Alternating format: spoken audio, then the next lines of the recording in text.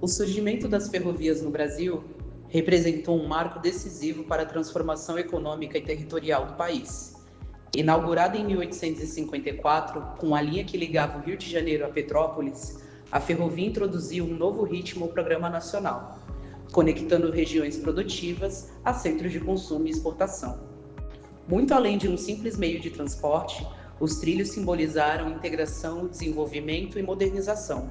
Durante o Império e as primeiras décadas da República, as ferrovias foram fundamentais para impulsionar a economia, especialmente o escoamento do café, além de viabilizarem a ocupação de novas fronteiras agrícolas e a formação de cidades.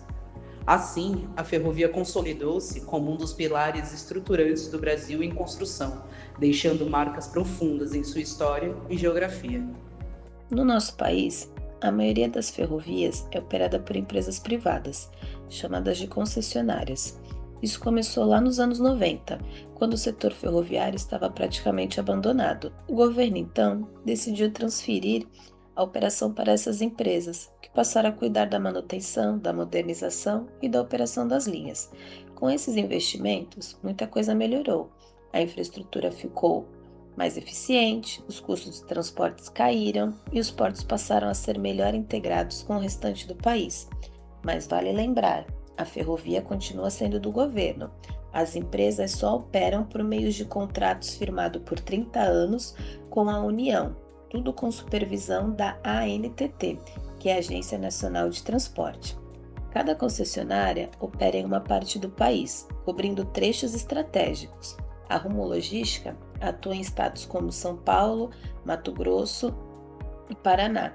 Ela é responsável pela Malha Paulista, que tem mais de 12 mil quilômetros e é super importante para o escoamento de cargas com o Porto de Santos. Ela transporta produtos como soja, milho, açúcar, combustíveis e containers. Já a MRS Logística opera em São Paulo, Rio de Janeiro, Minas Gerais, com uma malha de cerca de 1,6 km. Ela é essencial para o transporte de minério de ferro e cargas diversas com fortes ligações com a Vale e acesso direto aos portos de Itaguaí e Santos. A VLI Logística também tem grande importância. Atua em estados como Minas Gerais, Goiás, Tocantins, Bahia e Maranhão. Ela opera a ferrovia Centro-Atlântica, com 7 mil quilômetros de extensão, ligando o interior ao Porto de São Luís. Os principais produtos transportados por elas são grãos, fertilizantes, combustíveis e containers. E falando em mineração, não dá para deixar de citar a Vale SA. Além de mineradora, ela também opera em ferrovias específicas para o escoamento de minério de ferro até portos como Tubarão e Ponta Madeira. Mas nem tudo são flores. Mesmo com todos esses avanços, ainda existem problemas sérios. Algumas ferrovias ainda estão em más condições. Há conflitos logísticos com o transporte rodoviário e o Brasil ainda precisa melhorar a integração entre os modais, ou seja, entre ferrovia, rodovia e porto. A verdade é que quanto mais eficiente for o transporte terrestre, melhor será o desempenho dos nossos portos, e isso impacta diretamente na competitividade do Brasil no comércio internacional.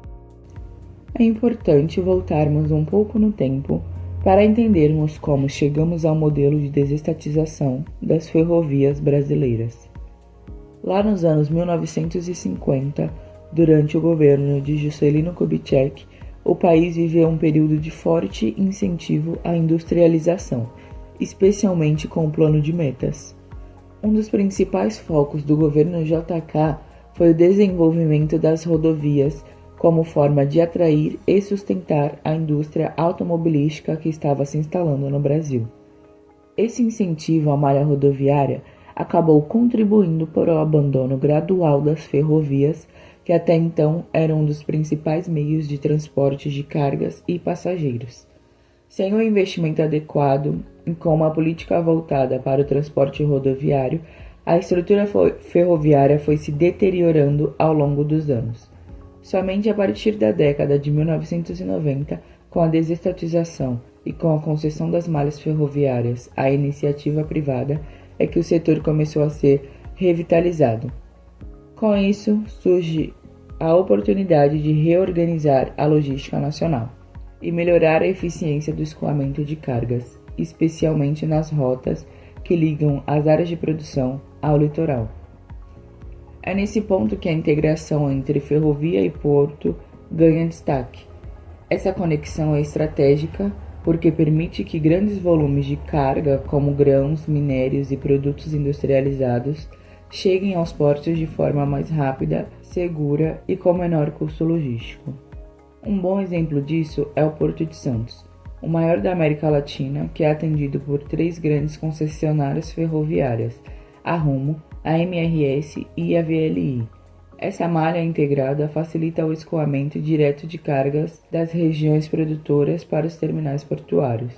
Além de Santos, a gente pode citar o Porto de Tubarão, no Espírito Santo. Ele é operado pela Vale, que utiliza a estrada de ferro Vitória a Minas para o transporte de minério.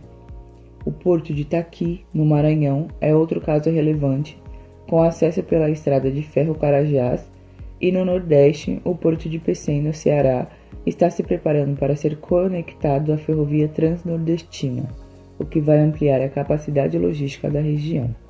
Esses exemplos mostram como a integração entre os trilhos e os portos vem ganhando força nas últimas décadas, especialmente com o avanço das concessões e dos investimentos privados.